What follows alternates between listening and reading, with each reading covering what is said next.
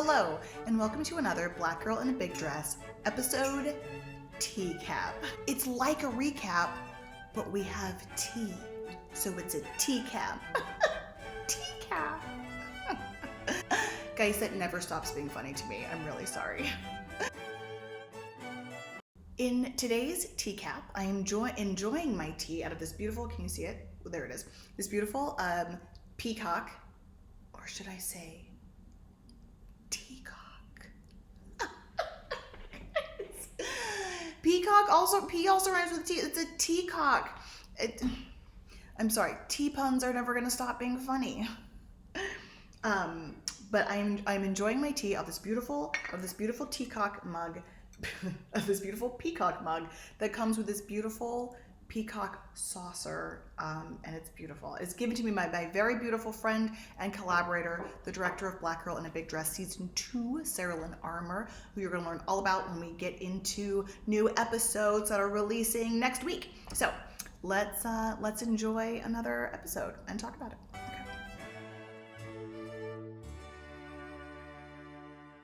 Yeah, because I don't think we got enough of that.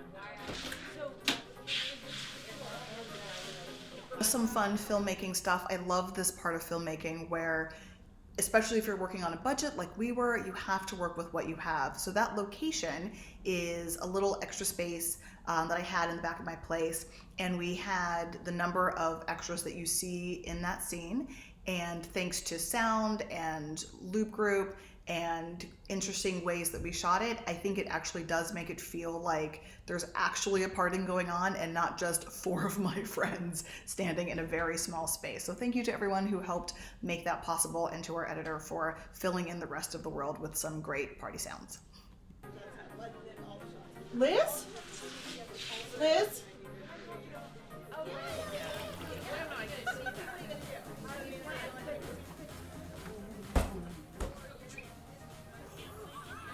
Hey! I would be absolutely remiss if I did not pause here to give a shout out to the excellent Joe Entei, who plays the unfortunate villain of this episode. I have known Joe for a really long time. We trained at Second City together and came up doing improv together. We've done a bunch of improv shows together. He is a wonderful, wonderful human and nothing like the character in this episode. He also has a really awesome chain now. He has several of these venues now called The Fourth Wall. If you're in Los Angeles and you want to get involved with an awesome open mic community, Joe is fantastic and so supportive and really, really sweet. Check out his theaters at The Fourth Wall. There are, I think, 3 locations now. I think he just opened a new one. He's a wonderful human and nothing like the bad guy in this episode. Hi, hello. It's not Halloween. I know. Listen, do you know Carol or Liz? No! Okay. Hey, but it's mid-May, Yeah. I was wondering about the dress. Oh, yeah. I was at this reenactment thing, and I thought I had a change of clothes, but then I didn't have a change of clothes, and I had to come here, so whoops. No, who are you supposed to be? So this episode, like a lot of the episodes in Black Girl in a Big Dress, was inspired by an actual real-life conversation. Sometimes I actually feel like I'm cheating when I write Black Girl in a Big Dress episodes, because a lot of times I just lift conversations right out of my actual life and put them in an episode. And this is one of those conversations. The real conversation happened on Halloween a few years ago, where I was dressed up all Victorian style with my big hoop skirt, and then pretty much this conversation happened verbatim. Well, since you're the inquiring type, my name is Lady Catherine Avington of Claywolf Abbey, and so here we actually hear Lady Kate's full name for the very first time, and I think the only time in the series. Picking names is always something that's really interesting and strange as a writer, because if you're like me as a writer, you have on loop 2 or 3 names you always use all the time, and those names didn't really work for Black Girl in a Big Dress, so I had to come up with something new. The Catherine part comes from my grandmother. It is an homage and tribute to her. Her name was Kathleen, actually. Kathleen Wooten was her name. And she was just this amazing, beautiful, strong, elegant woman.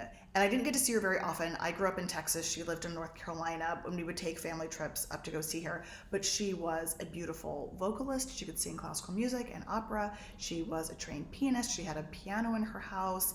And it was always such a treat to be able to go and visit her and play the piano, or listen to her play the piano, or listen to her sing. She was also an incredible, she was incredible at making clothes. She actually made most of my clothes when I was in elementary school. And also, I may have mentioned this in the first video, but it is kind of a big confession that I don't actually sew. I have some amazing folks who help me with my costuming, but I don't actually sew myself. I would love to learn, so if anyone has the bandwidth to teach me, I would be happy to take you up on that. But my grandmother was this really wonderful, elegant woman, and we would sit out on her porch and sip tea and have long conversations, and she let me be this weirdo kid, and I really appreciated that. So that's where the Lady Kate part of Lady Kate comes from. The Avington is a name that I probably used like random British royalty name generator to find, and I thought it sounded nice. It had a nice number of syllables, and I thought it went together very well. So that is how Lady Catherine Avington came to be. Girl from Django Unchained. I beg your pardon? Django Unchained, you know that slave movie? That slave movie? Yeah. I mean, I swear you look dead on just like her. You know, it's funny, a lot of people think that Victorian dress, which is what I am in, looks a lot like American Wild West. Hey, Bill! Fun fact, there is no Bill in this scene. That is a wonderful nod to Joe as a fantastic improviser. I don't actually remember what the real lines were there anymore, but he took it and he ran with it. And the first take that he did that was hilarious. Like we all broke and we all cracked up. It was so great. I kind of wish Bill was a real character. I would love to know who that guy is that this character is so excited to yell at across a crowded party. But yeah, so thank you, Joe, for that addition. It's, love it. Doesn't she look like that girl from Django Unchained? I'll have to take your word for it because I've never seen that movie. That's a true fact. I've never actually seen Django Unchained. I didn't see it because I felt like it was the kind of movie that was going to have a really particular type of violence in it, and it is a type of violence that I have a really hard time with. And I'm not offended by it. I really can't handle watching it. And that kind of violence is sort of purposeful, malicious violence or torture, basically. I can't do it. So yeah, so if you have seen Django Unchained, let me know in the comments how it is, because I haven't seen it, and if the violence is manageable, let me know that too, and then maybe I'll watch it. Okay. You've not seen it? Oh my God! You should. Well, no. Here's the thing. I thought you would have seen it because I swear you're dressed just like her. Okay, I hate to quibble, I really do, but this is not an American costume, okay? I'm just a regular Victorian lady from Derbyshire, England. So, It doesn't make any sense. why not? Because.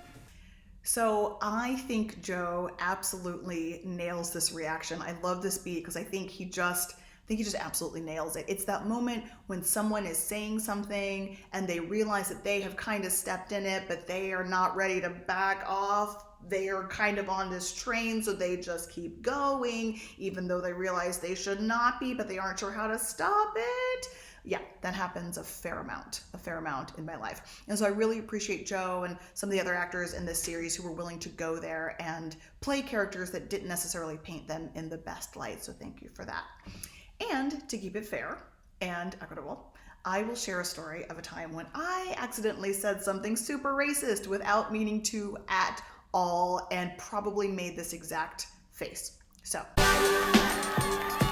I mentioned I grew up in Texas. I grew up in Corpus Christi, Texas, and I am radically oversimplifying the racial makeup of that town at the time. But for the most part, the town, as I experienced it, was fairly somewhat evenly divided, white, black, Latino.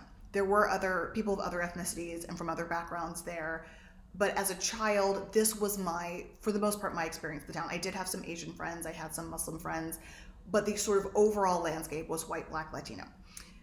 And because we were in South Texas, Corpus Christi is in South Texas, most of my friends who were Latino were either Mexican, from Mexico or their families were from specifically Mexico. It was nearby, and that was how I, as a child, understood Latino people. Then, when I was about the same age, like 6, 7, 8 years old, I watched West Side Story for the first time, and I learned that there was a place I had never heard of called Puerto Rico. And I learned in that movie that Puerto Ricans lived in New York City. So as a child, not really having learned that much about geography, I learned, oh, if the Latinos in Corpus Christi are primarily from Mexico, because Mexico is close, I guess Puerto Rico is close to New York. Got it. And then I went on with my life and never thought about it again until I was in my early 20s and I met someone who was from Puerto Rico. And I said to him, oh, Puerto Rico, I've never met anyone from Puerto Rico. It must be so cold there this time of year. And he said, what? And I said, oh, it must be so, we met in the fall or winter. And I was like, oh, it must be so cold there this time of year. And he said, why would it be cold? And I said, oh, because Puerto Rico is so close to New York.